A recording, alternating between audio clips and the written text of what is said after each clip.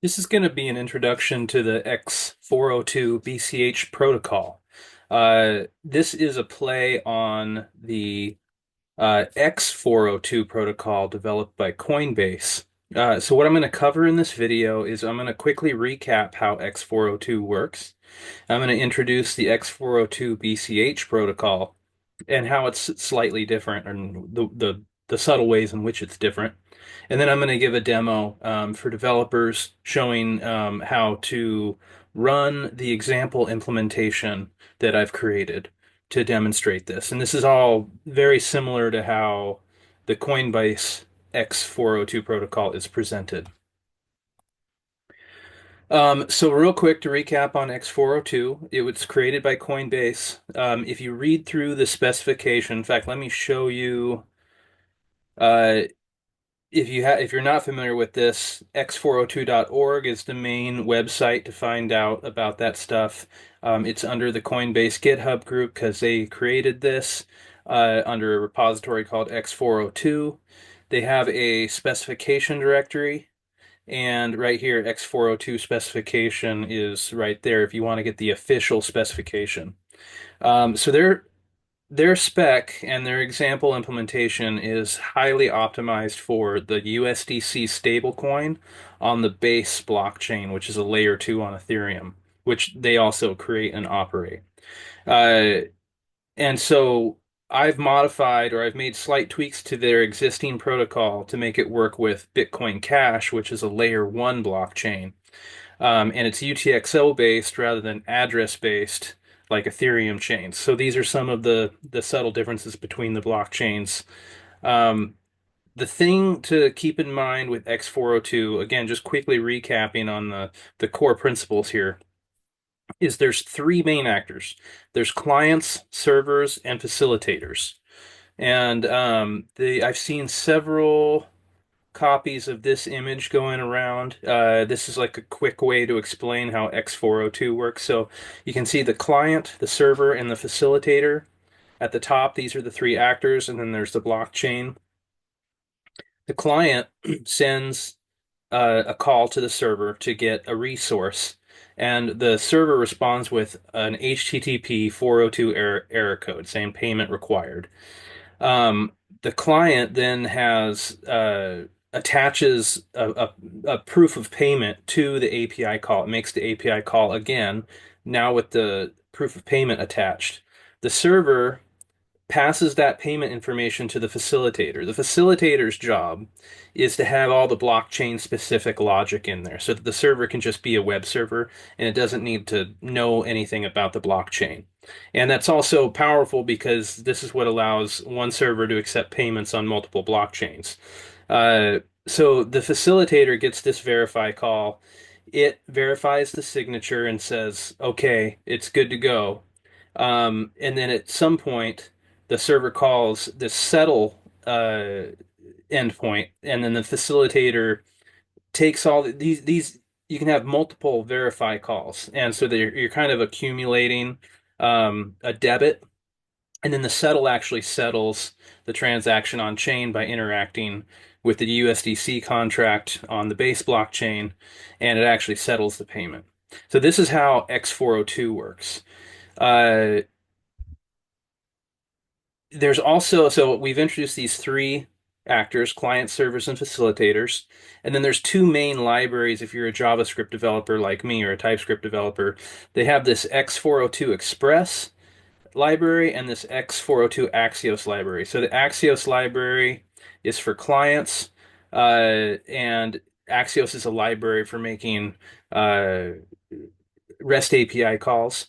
And so it's this library lets you take like what you're already doing. If you already have an app that say makes API calls and you just want to add this X402 support into your flow, you just add this library. It wraps Axios, and it automatically handles those X402 error codes by making a payment and then retrying the call. And so that's a really handy library. So that's for the clients. Similarly, X402 Express is a library for servers, And it's if your server is written using the Express framework in Node.js JavaScript, and it's middleware, and all it does is it intercepts the incoming call, checks to see if there's a payment. If it doesn't, it rejects the call with a 402 error, and if not, if there is payment attached, it passes it along to the facilitator to get the okay that this is a legit payment, and then that middleware handles it off to whatever existing logic you would have. So in a similar way, if you already have a web app server written in Express, you can just add this middleware, and it's not a big change in your code. And that's what's nice about these libraries. So these same concepts all apply in BCH, or X402 BCH. So there's a few subtle differences. One, if going back to this flowchart in X402 BCH, uh, the client pays the server directly. They'll pass on the address to the client the first time, and it's the same thing as the normal X402 protocol. But the client will send a UTXO because Bitcoin Cash is a UTXO blockchain. It'll send a UTXO to the server. The facilitator in the Bitcoin Cash version of X402, uh, it maintains its own state. It uses level DB to track these UTXOs. And so the client, for instance, might send 50,000 Satoshis to the server for payment, even though each call might only cost 2,000 Satoshis. So then as they call, they just reference the same UTXO. The server passes that information to the facilitator, and the facilitator keeps track of how many times, how much they've debited against that original UTXO amount. So they start with 50,000. Every call that comes in decrements it by 2,000. Once they've used up that budget, then the the verify fails. The server passes 402 error back to the client. The client makes a new UTXO, and the whole process starts over again. And so this cuts down on transaction fees, and it's very similar to how they're doing it on the base blockchain by reducing these on-chain transactions. But in this case, there's no need to call the settle endpoint. The server never needs to call the settle endpoint because it's already been settled. The UTXO gets paid directly, and then the facilitator is just sort of keeping a local ledger that it's letting the client debit. So it's kind of like a prepay scheme, except the client gets to decide how much they want to prepay. Uh, and that is determined by how much they trust the server and how much they want to save on transaction fees. So if it's low trust and they're transaction fee insensitive, they can send a small amount. If it's high trust and they're very transaction fee sensitive, they can send a large amount. And so the client can make that decision as to what the appropriate amount is to send the server and then debit against. So that's the main conceptual difference in the BCH version. Um, Similar to, so if I go to the X402 BCH GitHub group, there are 3 repositories. Inside X402 BCH repository, you can read the specifications, and there's a copy of the original X402, and then there's a BCH specification for that. And then there are these examples for a client, facilitator, and a server, and which I will demo here in a minute. But also under this X402 BCH group, there are 2 other repositories. There is a Axios library and an Express middleware library. So these work just like the examples that Coinbase provides for the core X402 implementation. They're very similar. And so just to give you, let me just do the demo and then I'll come back to the code. I'm sure a lot of you want to see what's going on. So let's see, I'm going to clear this.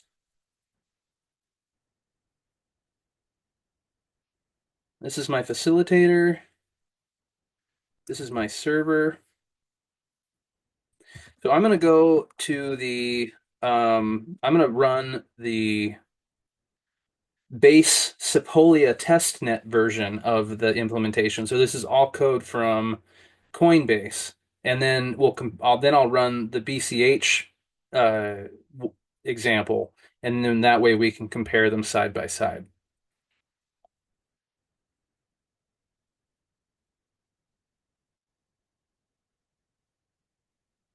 Just getting my code ready to run here. So I am running, this is going to be the server.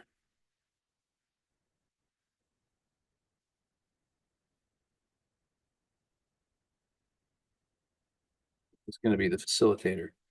So real quick note on the code. For the base example that I'm going to run first, running on X402 on the base Sepolia testnet. The code's coming from Chris Troutner, my GitHub repository, x402-prototype, and this O1 directory.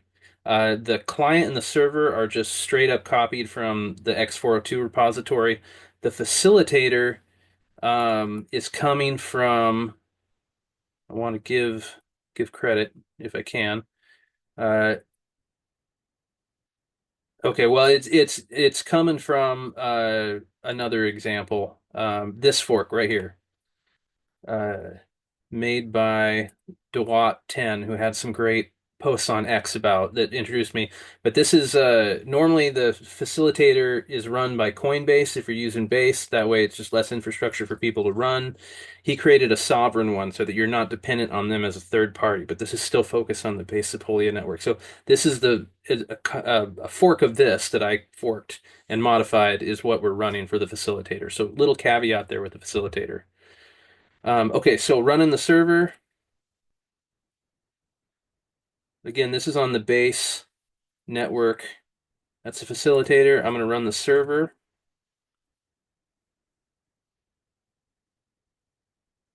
Okay, so the server's running and the facilitator's running. Now, there's going to be a call from the server to the facilitator every time the client makes an API call. And so that's why I think it's important for the facilitator and the server to be in the same data center or like physically close to one another. So anyways, let's run the client example. So first, step one, it makes the call and expects to get a 402 error. So here is the server responding with a 402 error and an X payment header. And I want to draw your attention here to the scheme is exact. The network is base Sepolia, and they use max amount required 1,000, which I think is a tenth of a cent in USDC. Um, and so these are some of the main actual tweaks to the protocol itself that I had to make. So we changed the network from base Sepolia or base to BCH. We changed the scheme from exact to UTXO. And we renamed max amount required to min amount required. And this number is in Satoshis.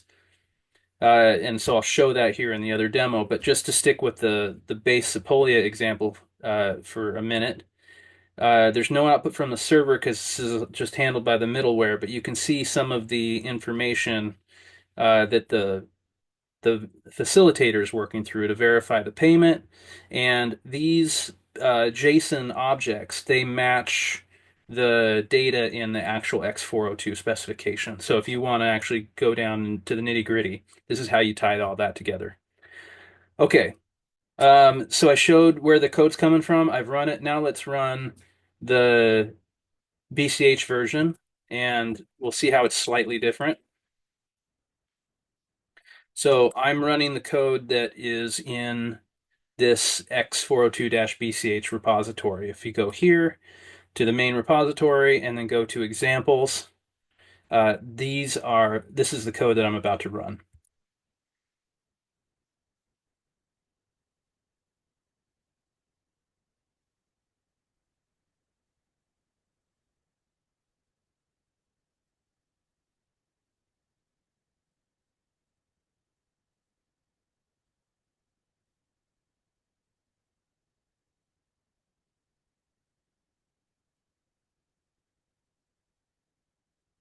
Okay, so run the server, run the facilitator,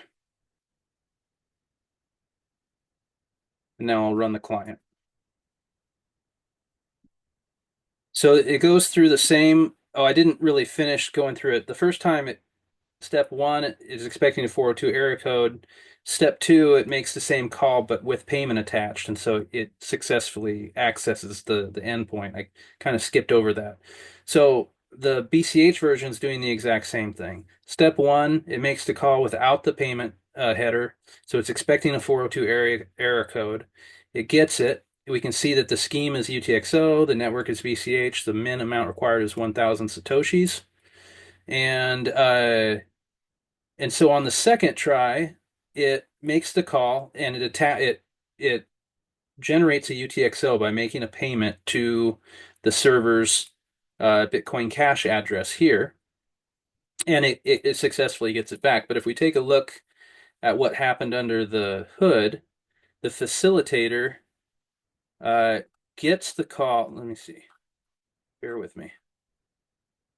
Yeah, okay.